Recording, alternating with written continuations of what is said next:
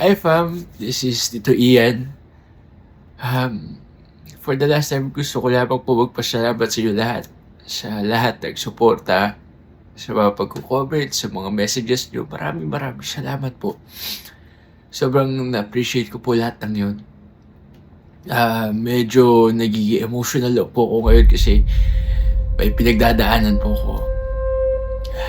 Sobrang depressed po. Tapos, minsan natake ako ng anxiety ko. Hirap ako matulog minsan. Kasi, di ko alam kung sino pa kung meron pa ba susuporta sa akin.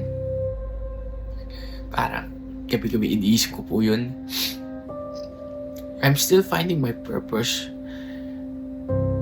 Kasi, lagi ako nalilista ng dash. That's why I've decided po na lumipat. Di ko po alam kung sasamahan niyo ako, kung susuportahan niyo ako kasi medyo hirap po kasi. Kung nandiyan po kayo para sa akin, maraming salamat po.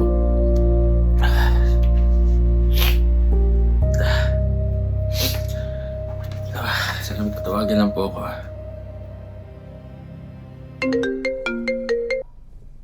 Oh, Ian, natawag ka.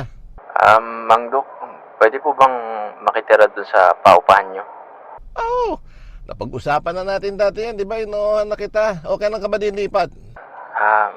Kung pwede po sana, mamaya na eh. Bilis naman. O sige, kung magre-ready ka na, pagpapunta ka na, inform mo ako. Wala kasi ako sa bahay eh. Para kung sakali, magsabay tayo na uwi. Sige po, maraming salamat po ha. O sige. Tawag ka na lang pagka nandun ka na o malapit ka na. Sige po. Okay, sige. Ay, naku si Ian.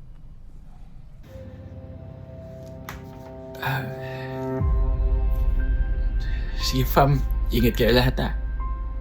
Again, maraming salamat po sa inyo. Sana po, nandiyan pa rin kayo kahit saan ako mapunta. Hindi ko po alam kung siya magpa-follow sa akin o hindi. Basta gusto ko lamang po sabihin sa inyo, maraming salamat. Ingat po kayo lahat.